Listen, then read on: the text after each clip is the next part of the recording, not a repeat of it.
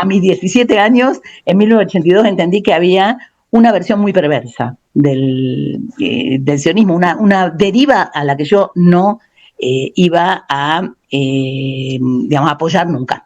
Y entonces, bueno, ya después con los años, en 2006, me encuentro con un libro que me cambió la vida, que son los textos políticos de Martin Buber, seleccionados y editados. Cada uno tiene como una introducción histórica muy, muy valiosa de Paul Méndez Flor, a quien yo había conocido.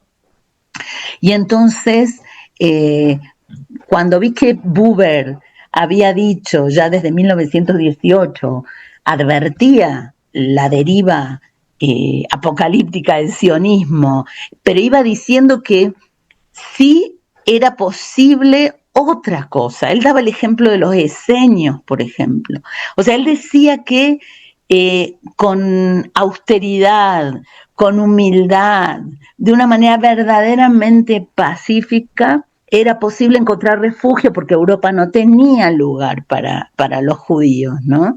Pero no venir a ser, y él decía, nos confunden con el imperio. En ese momento era el británico, pero es lo que nosotros vemos ahora. O sea, está ejecutando un plan imperial absolutamente inapropiado para la tradición judía, que siempre tuvo una visión, por ejemplo, de la diáspora y de la vida en otras culturas, de la hospitalidad de las otras culturas, muy fructífera, ¿no? Eso lo muestran más de 1000 años en que judíos vivieron en medios musulmanes, judíos árabes vivieron en medios musulmanes.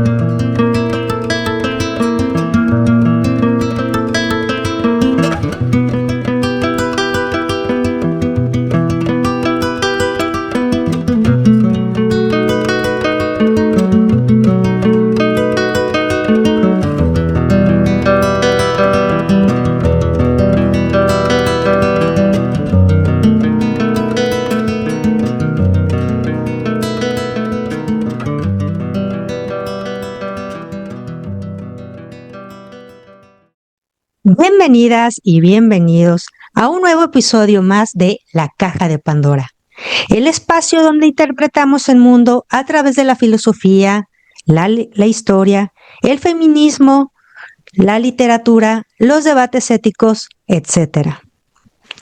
Hoy tenemos el privilegio de conversar con la maestra Silvana Rabinovich, una de las voces más lúcidas y comprometidas de la Academia Mexicana, quien con valentía y rigor intelectual se pronuncia abiertamente contra el genocidio que estamos presenciando en Gaza.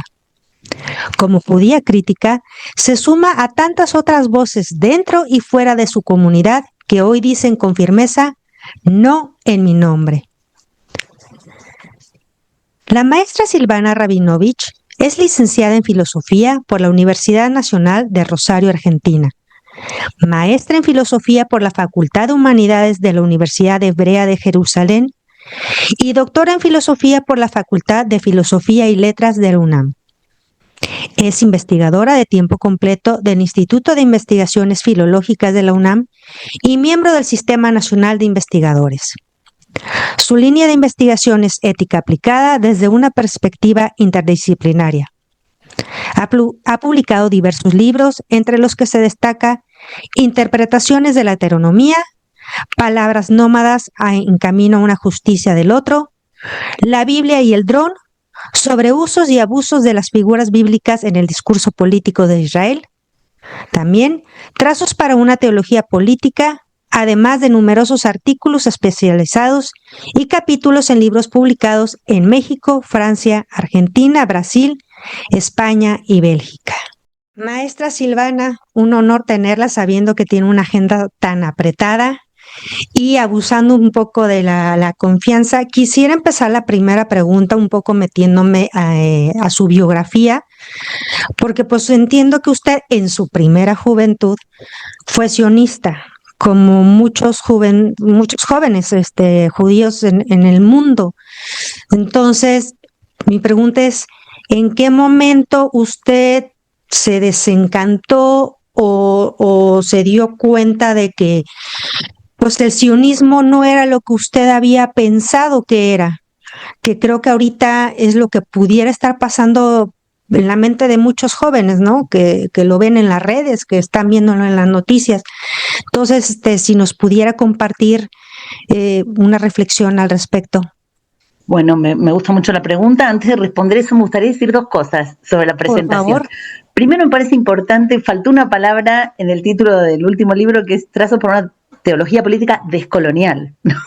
Porque no me interesa escribir teología política, sino descolonializarla. Y lo otro es que, digamos, a mí nunca me alcanzó con decir no en mi nombre. O sea, yo necesito decirles no les permito que hagan esto.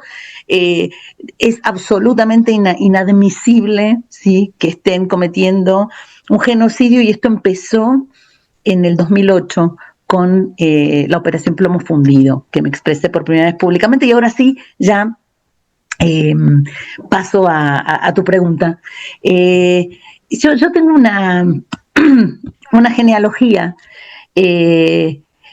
mixta, digamos, porque mi padre era comunista, antisionista, profundamente, pero mi padre murió cuando yo tenía 4 años. Entonces, mi madre, que no era sionista, militante, pero sí filosionista, y una hermana mayor, sobre todo, que fue la que bastante me guió en la cuestión de las lenguas, del estudio de las lenguas, que me gusta tanto. Bueno, que no estaría de acuerdo ahora en mi estudio del árabe, pero sí del hebreo y del francés. Dijo que como yo tenía que entrar a la escuela, que yo fuera a la escuela hebrea. Entonces yo entré a la escuela hebrea, y mi abuelo materno, que era maestro de Biblia hebrea y de lengua, le tocó enseñarme la lengua, que no le había enseñado a nadie en la familia, y fue muy lindo, afectivamente fue muy importante, porque yo ya no tenía a mi papá, pero tenía a mi abuelo, que venía todas las tardes a jugar a las raíces de las palabras, a enseñarme a leer y a pensar sobre todo el significado de las palabras.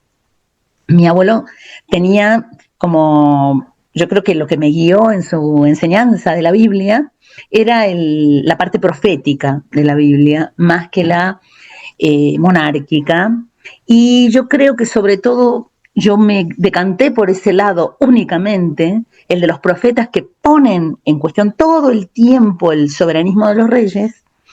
Lo hice porque creo que estuve rindiendo homenaje a mi papá toda la vida.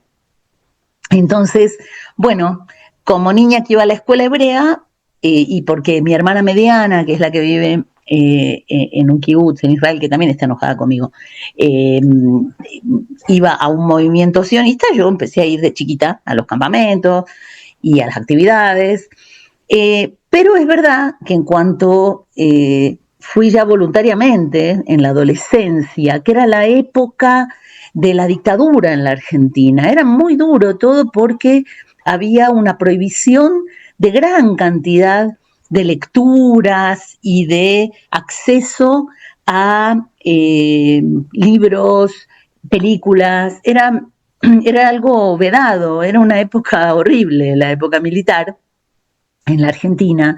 Me estoy refiriendo del 76 al 83, y el movimiento sionista, la casa en donde nos reuníamos los adolescentes, que era una casa que pintábamos y que nosotros, era nuestro gusto, en una época donde todo el exterior era profundamente represivo, era un lugar de libertad, y teníamos acceso a lecturas que no podíamos leer en otro lado, como Paulo Freire. Yo asociaba la pedagogía del oprimido al sionismo. ¿No? Yo asociaba, qué interesante. Claro, Martin Buber, Marx, los leíamos, o sea, era imposible leerlos afuera, y ahí sí podíamos hacerlo.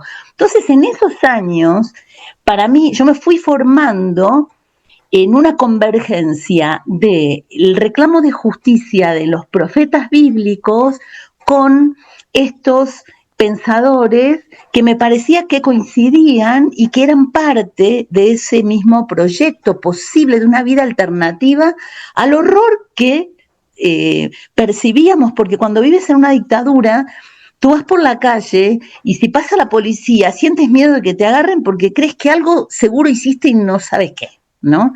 Esa introyección del miedo es muy fuerte y para mí el sionismo fue ese movimiento sionista socialista, que era el de Yehuda Bonim, donde había militado antes de que yo naciera, porque murió el año que yo nací, Martin Buber, era con un proyecto completamente distinto a lo que se desarrolló, porque Martin Buber consideraba que la forma del Estado Nacional no era adecuada y que lo que tenía que haber era una confederación de comunidades autónomas de la Gran Siria.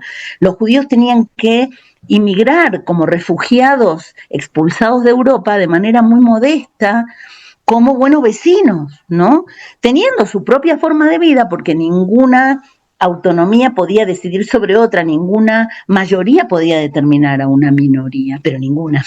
Y Buber decía que el cálculo demográfico, por ejemplo, que es, en este momento estamos viendo en su peor expresión el cálculo demográfico, él decía ya muy temprano que era inmoral, porque una minoría perseguida no podía pretender volverse una mayoría perseguidora.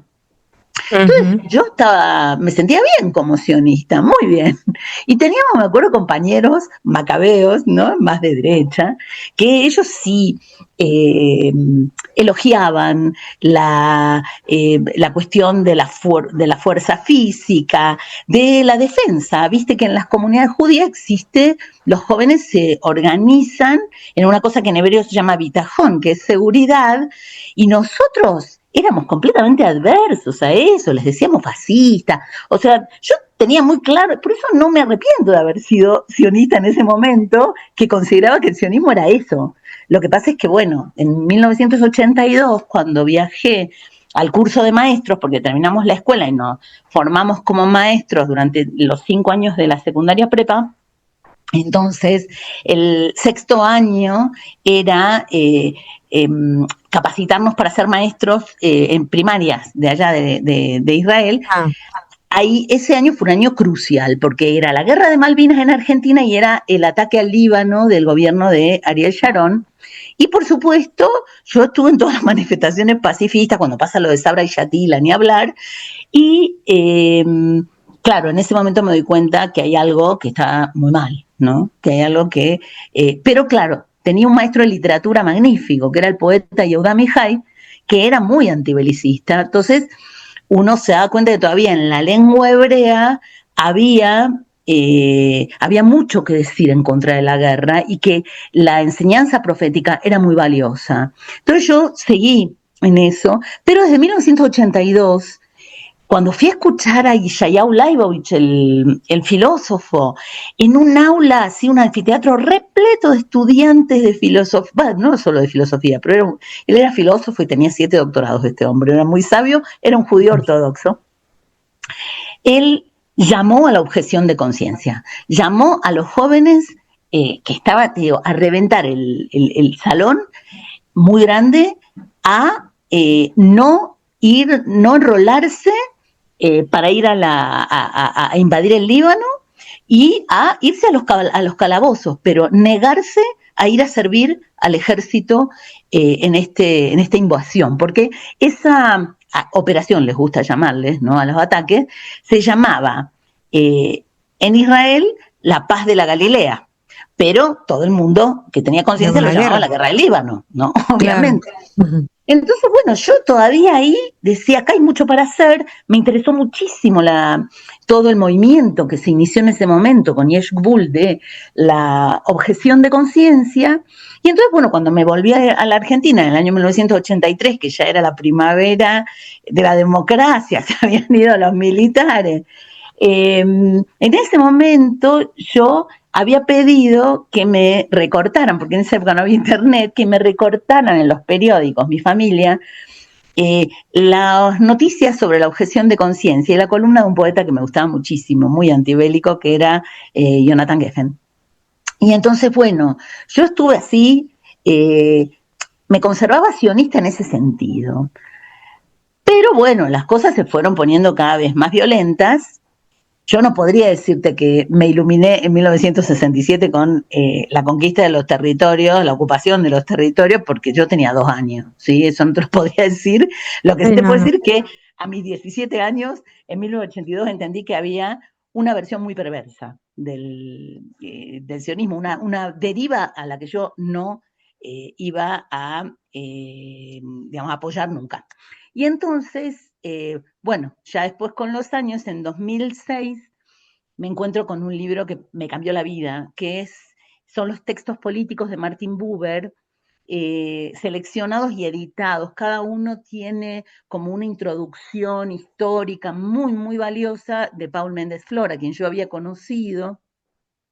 Y entonces, eh, cuando vi que Buber había dicho ya desde 1918, advertía la deriva apocalíptica del sionismo, pero iba diciendo que sí era posible otra cosa. Él daba el ejemplo de los esenios, por ejemplo. O sea, él decía que con austeridad, con humildad, de una manera verdaderamente pacífica, era posible encontrar refugio porque Europa no tenía lugar para los judíos, ¿no? Pero no venir a ser, y él decía, nos confunden con el imperio. En ese momento era el británico, pero es lo que nosotros vemos ahora, o sea, está ejecutando un plan imperial absolutamente inapropiado para la tradición judía, que siempre tuvo una visión, por ejemplo, de la diáspora y de la vida en otras culturas, de la hospitalidad de las otras culturas, muy fructífera, ¿no? Eso lo muestran más de 1000 años en que judíos vivieron en medios musulmanes, judíos árabes vivieron en medios musulmanes. Tú trabajaste en una escuela de judíos árabes. Ellos se llaman a sí mismos árabes. En casi todas las comunidades del mundo, incluido en Israel, no se llaman a sí mismos árabes. Por suerte acá en México sí. Eh, pero bueno, claro, lo que pasó fue que el árabe pasa a ser, de una manera absolutamente insostenible, el enemigo. Entonces, esos judíos que sabían la lengua, que venían leyendo la Torá en judeo árabe y llamaban Allah, a Dios, de golpe dicen, no, o sea, esto está mal, esa lengua que traes está mal, debes olvidarla, pero si la sabes, puedes usarla únicamente como lengua de espionaje, ¿no? Para servir a los fines que me niego a llamar inteligencia, de espionaje del ejército. Y ahí se perdió una oportunidad magnífica que Buber sí veía como una vía, ¿cómo la llama? La vía santa, ¿no? Había una manera santa en el sentido bíblico, del levítico. Ser santo significa no ponerle un obstáculo a un ciego, no hablar mal de un sordo, o sea, ser humano y proteger a los desposeídos. Por ejemplo, cuando uno cultiva un campo, si se le cae lo que está cosechando,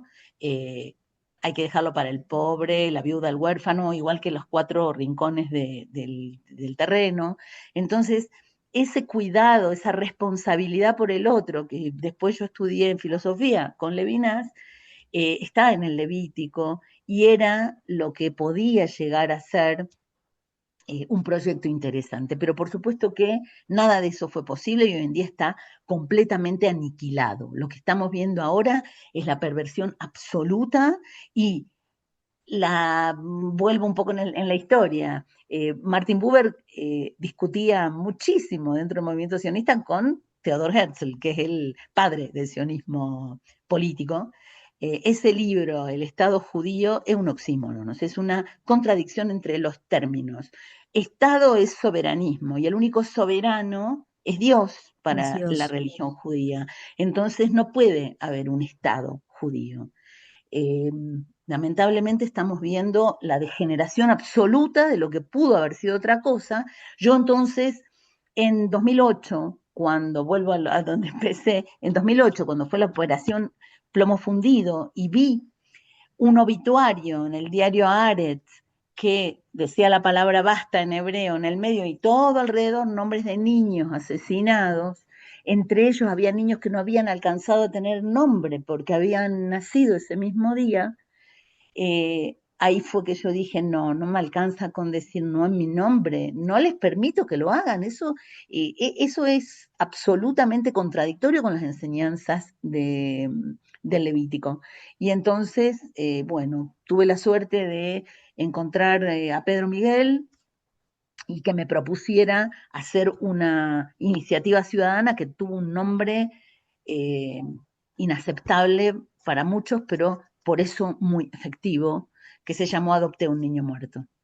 Y en ese momento nosotros hicimos un acto de duelo, esto fue en enero del 2009, en la Casa Refugio Citlaltépetl, como judíos, y llamamos, ¿sí?, al público en México a que se unieran. Esa era la época de los blogs, entonces hicimos un blog, estaban ahí fotos, nombres de los niños, qué les gustaba, o sea, cómo eran en vida para poder adoptarlos. Y nosotros aquí, que tenemos la costumbre hermosa, ¿no?, tan hospitalaria en México, de los altares de muertos, incluir. Entonces mi familia, por ejemplo, con mis chicos, adoptamos a un niño que se llamaba Ali Munir Dardona, que hoy tendría, si hubiera vivido, hoy tendría 24 años, y que bueno, le gustaba, era un nene muy, muy bello, que estaba vestido con una yalaba y un narguile, y tenía el fez, y ese niño le gustaba mucho jugar al fútbol y lo mataron cuando jugaba al fútbol.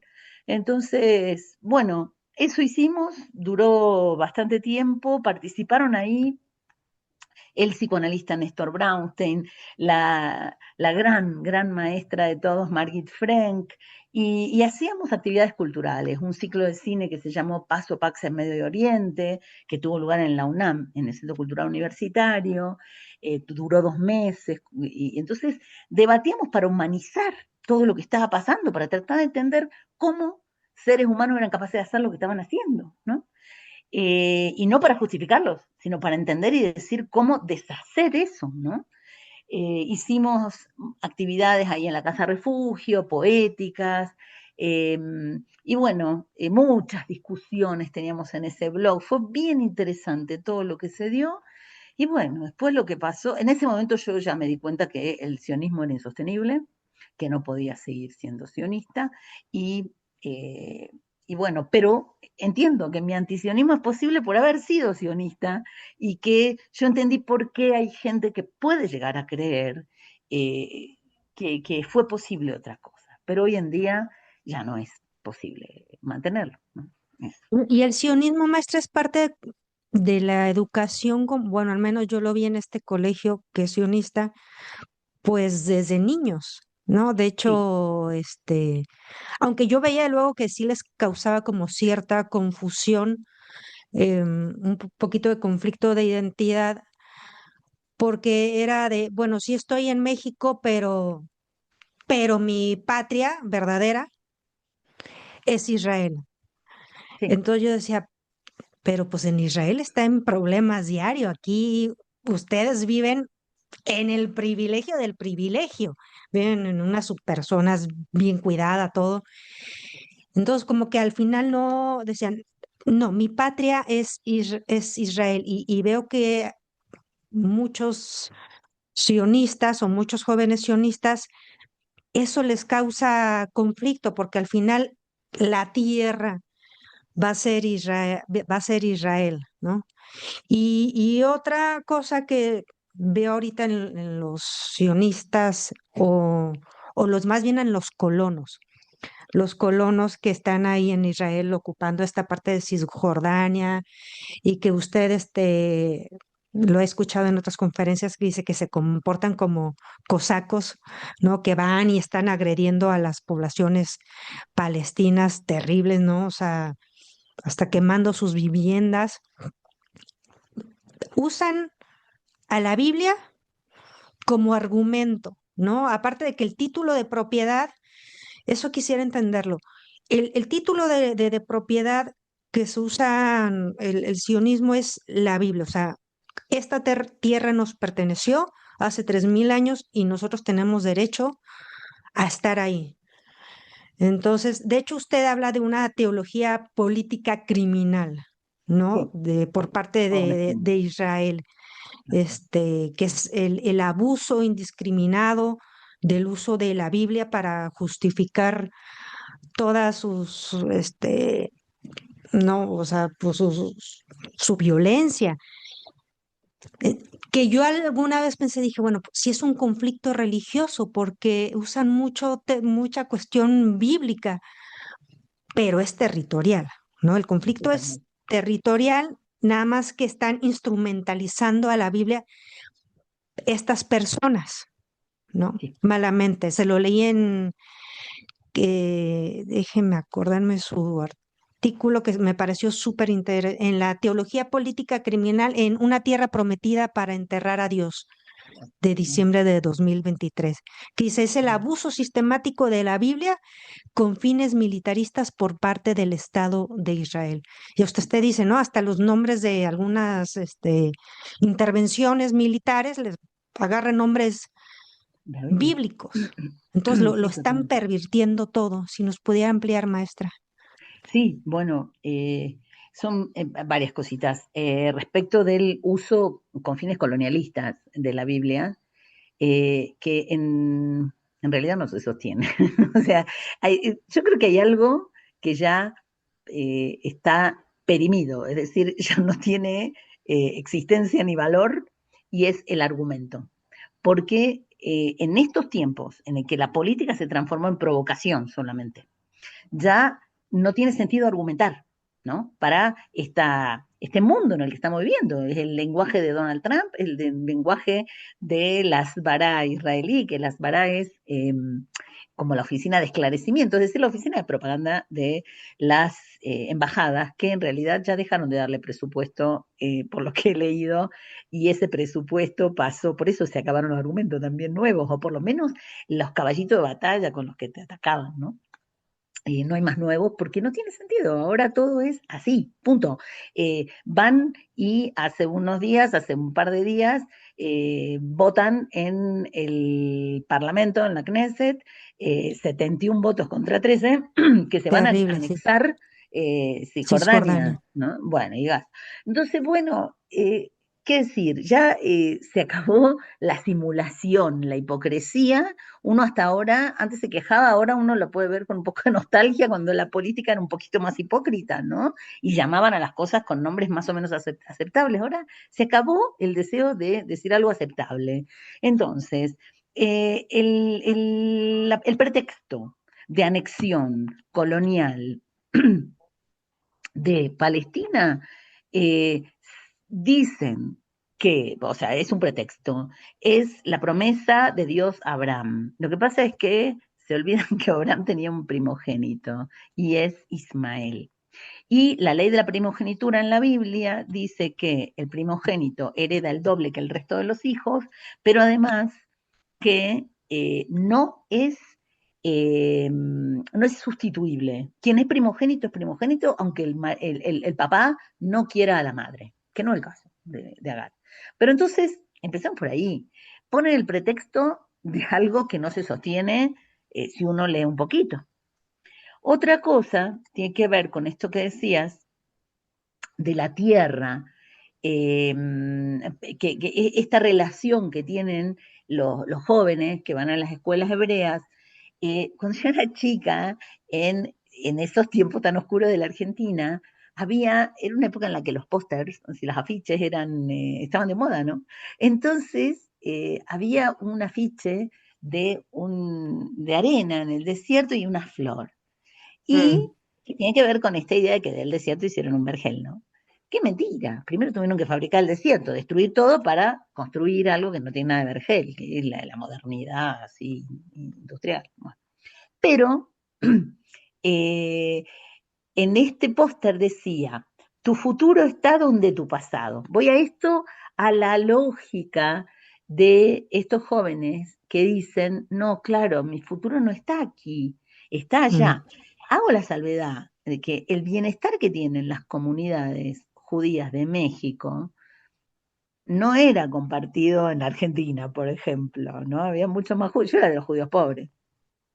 Eh, y, y entonces era como una promesa constante. En un mundo hostil, uno veía eso y decía, claro, mi futuro está donde tu pasado. Lo que yo veo ahora es que eso se cumplió, pero porque el futuro de esa tierra se transformó en ese pasado del que querían huir, ¿no? En Europa, del antisemitismo. Si hay un comportamiento antisemita en este momento que se puede constatar, está instituido en el ejército de Israel, que comete actos antisemitas. ¿Sí?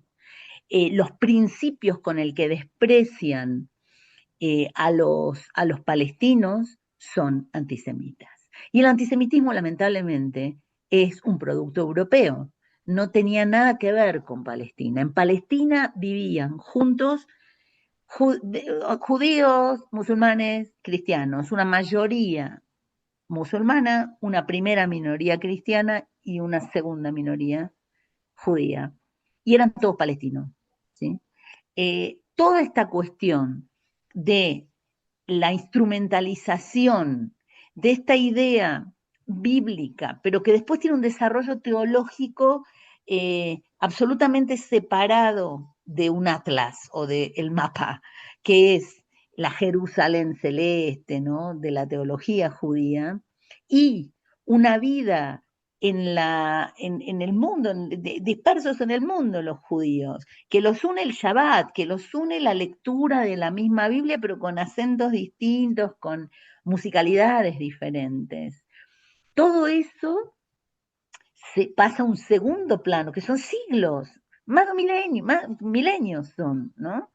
Eh, por la fantasía de borrar así de un plumazo todo ese pasado para transformarlo en un presente que se liga directamente a la fantasía de cómo era la tierra de Canaán en la época de los patriarcas. Y entonces, pero sobre todo en la tierra de los reyes, ¿no? Estamos hablando de toda la fantasía respecto del reino de David, de Salomón. Eh, Hay, el discurso profético es indiscutible, digamos, es como muy claro respecto de la crítica a los reyes, ¿sí? El profeta Samuel, cuando vienen los ancianos a pedirle un rey como todos los pueblos, dicen, no, o sea, ustedes tienen el privilegio de tener un único rey que es Dios, es el soberano. Eso permitía una sociedad eh, horizontal de verdad, ¿sí? Porque al ser todos hijos de Dios, nadie es mayor que otro, todos son iguales. Eso se vivía entre los diseños, Buber lo recupera de ahí. Pero bueno, lo que hemos visto es este monarquismo traducido al Estado Nacional Europeo, que no tenía lugar para los judíos, es profundamente antisemita, que el único, digamos, la única salida que tiene es ir a imponerlo en un medio que no tenía para nada esa forma de organización social y política, ¿sí? Porque eso lo habían entendido bien los otomanos y los pueblos se entendían y vivían más o menos, o sea, por supuesto hay conflictos, ¿no? Pero los conflictos se dirimían bien eh, bajo el Imperio Otomano. Es cuando llegan los británicos, o sea, en 1916 es el acuerdo Sykes-Picot, se dividen los franceses y los británicos el mapa del territorio y a los británicos les toca el mandato sobre Palestina. Y ahí empieza esta figura del Estado Nacional a pervertirlo todo. Ahora estamos viendo ya los últimos desertores, eso, lo peor. Pero entonces estos jóvenes que creen que acá, donde tienen tanto bienestar, no es el lugar natural de ellos, es por una forma de educación, se ha dedicado a esto la agencia judía. Hay otra cosa también que entiendo eh, que influye en todo esto, que es la idea de que había un futuro promisorio y que porque era el lugar más seguro para los judíos, pero está probado que es el lugar más inseguro para los judíos, por eso tanta emigración hay ahora, por eso se quieren ir tantos israelíes, es algo enorme la cantidad de emigrantes que hay. Allá hay los términos son interesantes. En hebreo, el sionismo creó esta idea que la toma de la Biblia también de Jerusalén, la idea de que en la Biblia hay tres festividades por las cuales se sube a Jerusalén, ¿no? Son las tres peregrinajes. Entonces se toma esta palabra para nombrar la inmigración a Israel. Entonces, aliyá, que es En realidad. elevación, ¿sí? Ujú. Claro, es irse a vivir ahí. Cuando uno se va de ahí, uno hace yerida, uno desciende. Entonces, todo eso con las connotaciones teológicas que tiene, teológico-políticas, siempre de una teología política nacional, colonial, y en este momento probadamente genocida, es lo que estamos viendo, ¿no? Ese es el discurso. Pero hay mucha herida, para decirlo, hay mucha gente que se dio cuenta que ahí no se puede vivir. Entonces, hay una contradicción muy grande en esta educación sionista, que acá en México lo replicó, pero muy a la mexicana, me parece, porque hay mucha menos inmigración a Israel desde México que desde Argentina u otro lugar donde los judíos la pasan peor, ¿no? Sí, supongo que por las continuas crisis económicas también, ¿no? Claro. Era más visible poderse ir allá. Maestra, usted habla también del caso de los palestinos que viven un doble exilio y también utiliza el término de el exilio domiciliario y pues, lo Ujú. podemos ver como en Gaza, ¿no? Que están ahí como encarcelados, como se dice en la cárcel abierta más grande del mundo. Y ese artículo es desde 2015, o sea, usted o sea, lo está denunciando desde 2015, este doble exilio, maestra. Sí, sí. Yo te quiero agradecer de la gente que me ha entrevistado, nadie leyó tantas cosas mías. No, Agradezco me puse a muchísimo. estudiarle, maestra. No, No pues oiga, sabes, iba a o sea, tenerla usted, tenía que hacerlo. me Y tienes aprendí sorprendida. una cosa bárbara, ¿eh? Y es una maravilla esta revista Memoria que recomiendo mucho a la gente que la lea. Sí, me aventé todos sus artículos. Ahí donde le fallé fue un poquito en lo de la heteronomía. Ay, como que me costó, ahí fue fue la parte que más me costó. Pero sí, la cuestión de lo del doble exilio, dije, sí, qué fuerte, ¿no? O sea, primero fueron exiliados de su tierra y luego se van a estos, por ejemplo, se van a Líbano y a Siria y estallan las guerras ahí y otra vez tienen que exiliarse. Sí, Pues sí, es tremendo lo que son viven muchos ellos. los rostros del exilio. Por supuesto que a Gaza llegan refugiados múltiples porque a ver, con la Nakba en 1948 sí empieza esa primera expulsión, aunque también están los judíos, perdón, los árabes del 48, que le llaman los palestinos del 48, que son aquellos que sí se pudieron quedar en Haifa, en Jerusalén, con mucha pelea, y por eso ellos también son exiliados a domicilio, porque aunque están viviendo ahí y realmente se aferran a sus casas, a sus tierras, son constantemente asediados, o sea, les arrancan el suelo debajo de los pies, es la idea del exilio domiciliario.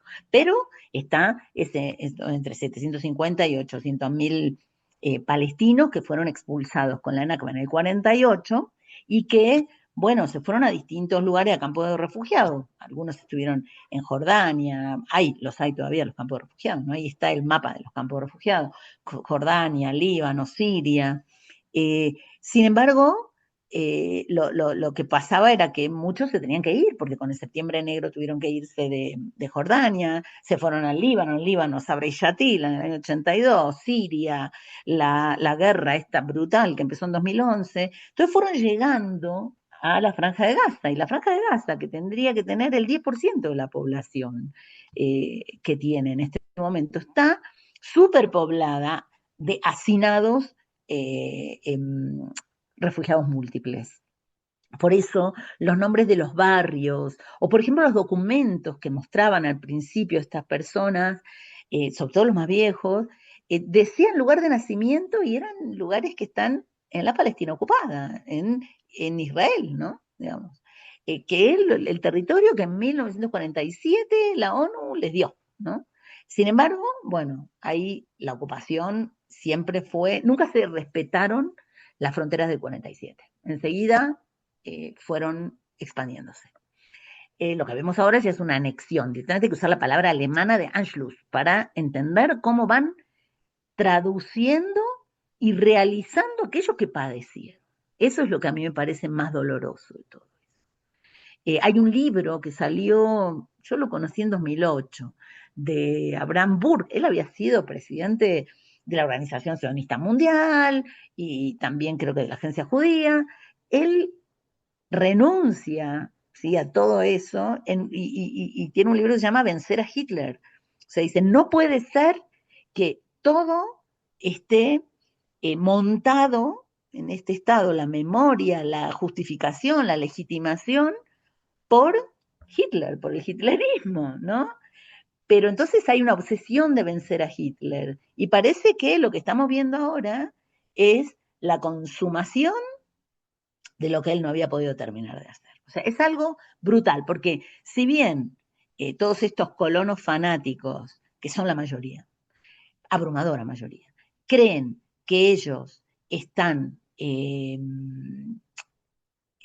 como defendiéndose y cumpliendo con un derecho ganado y afirmando la vida, lo único que están reproduciendo es la muerte. Y es la muerte de ellos mismos. El sistema educativo israelí fracasó de manera estrepitosa. Y esto lo mostró en un libro que se tradujo en 2016 y creo que es de un año anterior, más o menos, Nurit Peled El Hanan. Esa mujer es muy interesante. Ella es hija del general Mati Peled, Matitiau Peled, que ella en el 70 dijo, basta de decir que Israel corre peligro, como que se va a cumplir el designio de Hitler, porque este Estado, desde el punto de vista armamentístico, ya está de sobra, ¿sí? Basta de ponernos como víctimas, dice el padre de ella.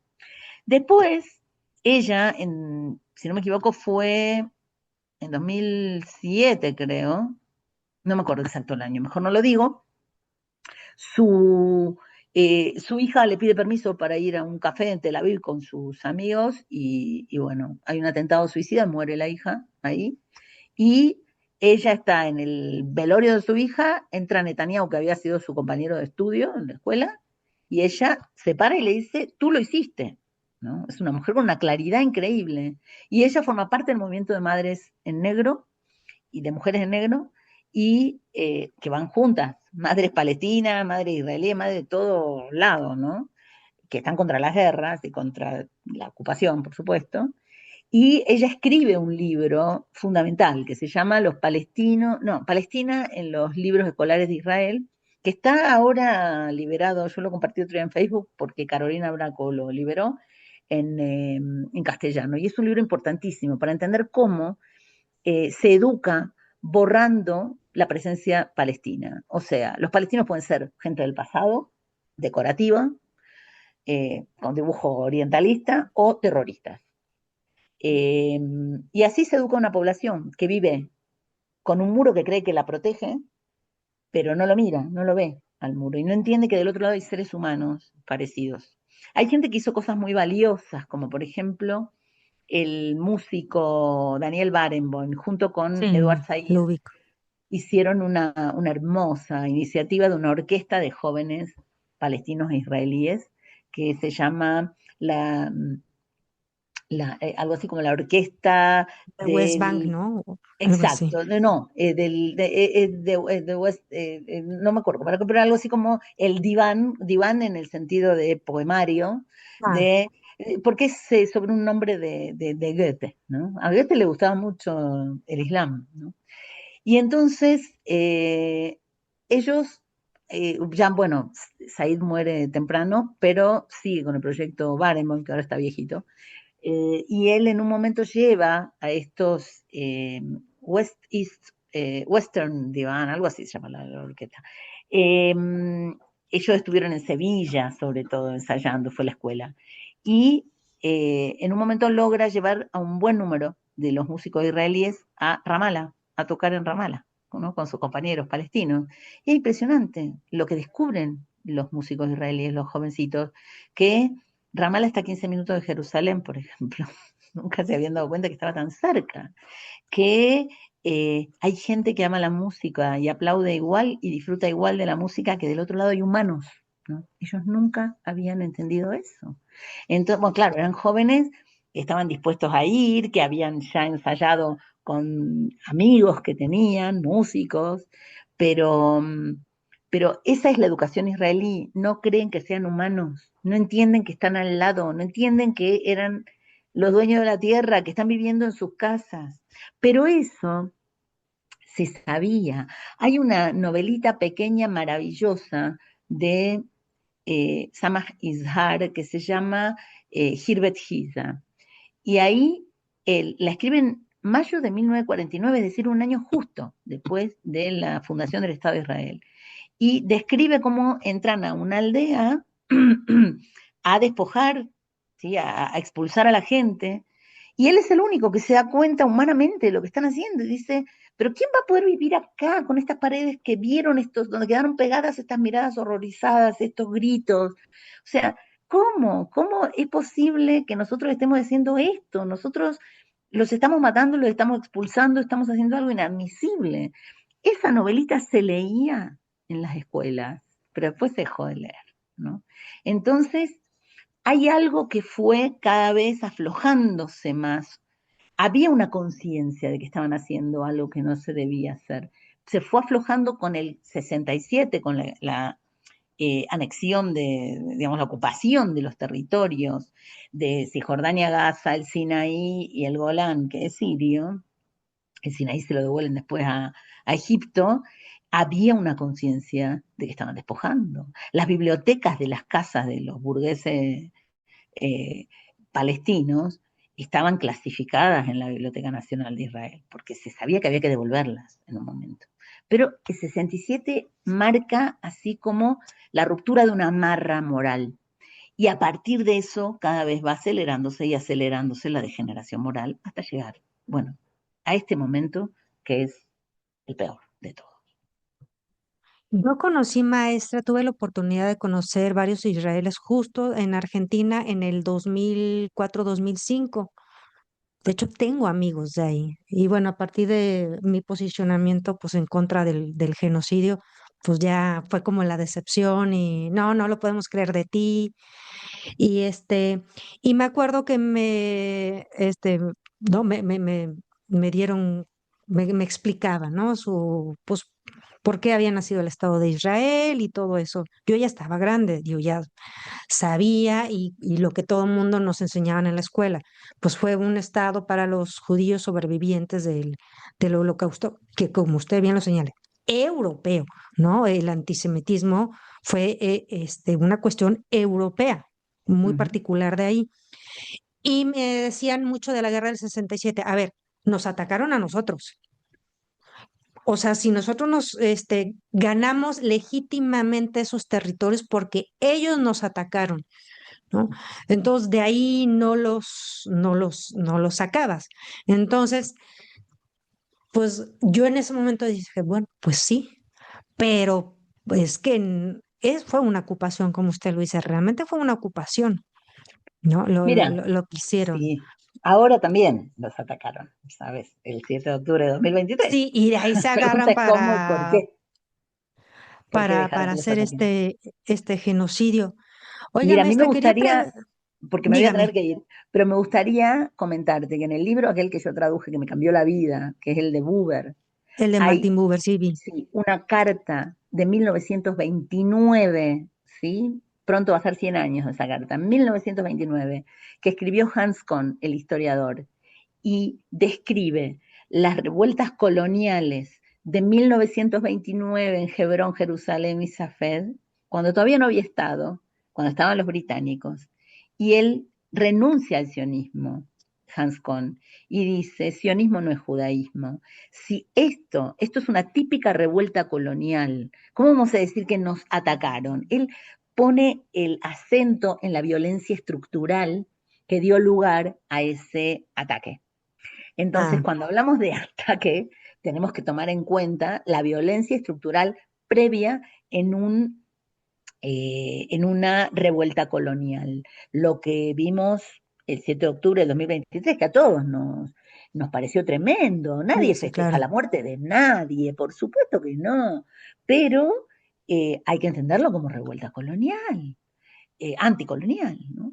Y entonces, sí, yo creo que ellos tienen ese discurso. Lo que a mí me llama la atención es que no lo renovaron más, repiten lo mismo, que yo creo Mm. que la última vez que hubo eh, un invento de argumentación fue con de las Bará, fue en 2009, 2014 creo que es que sale, no sé si 2009 o 2014, que sale un léxico para instruirles de cómo manejarse en las discusiones, qué palabras usar y qué palabras no usar, qué es lo que usan todos los medios hegemónicos, ¿no? Cómo se dicen las cosas y cómo no se deben decir las cosas. Y en 2016 viene un arma tremenda que es la definición de antisemitismo del Instituto de Investigación sobre el Holocausto, IRA, es IHRA. Ahí vas a leer la definición de antisemitismo que adoptaron países como la Argentina, muchos europeos, y que la están aplicando ahora a las protestas, porque asimilan, primero que es una definición de antisemitismo judeocéntrica, es decir, no se toman en cuenta los semitas palestinos, árabes en general, ¿no? Pero además en los ejemplos que da, equipara a cualquier crítica al Estado de Israel con crítica a los judíos. Y ahí es donde está la trampa, esa es la trampa en la que creen estos jóvenes, porque no es que estos jóvenes te quieran mentir a ti, ellos creen en eso, realmente lo creen. Ellos Sí, sí, creen sí, lo que decían muy Israel es un lugar convencidos. seguro para los judíos, que nos representa, que nos defiende. Todo eso lo creen, lamentablemente. Toma mucho tiempo. De los alumnos que yo he tenido en la escuela hebrea, porque yo llegué aquí como maestra de Biblia hebrea, me olvidé de decir, de una escuela vecina a la que tú trabajaste, eh, una sola es la que me ha buscado en la acampada estudiantil cuando hicimos la clase abierta para decirme que la clase de Torah que yo le había dado sobre el Levítico y sobre digamos, la justicia social, eh, estaba muy presente en ella y era la que le permitía ver todo así. Es una sola de todos los alumnos a los que le di clase, y mira que yo siempre, te digo que desde el año 82 abrí los ojos y siempre fui muy clara en que se podía defender únicamente una coexistencia, un Estado binacional, en fin, una convivencia verdaderamente respetuosa, y que cuando fue la firma en el 93, ¿no? Ahí con Clinton, ¿no? De Con el Arafat. Tratado de Oslo. Exacto, me dejaron, porque yo tenía, me habían dicho, me iban a pagar poco en la escuela, pero me iban a dar mucha libertad. Entonces yo hice un centro de estudios sobre la paz, y era así una cosa súper crítica de la ocupación. Pero el día que mataron a Rabin, lo cerraron y me dijeron, se acabó. Y yo digo, no, ahora es cuando más tiene sentido hablar de esto. Pero no, se acabó.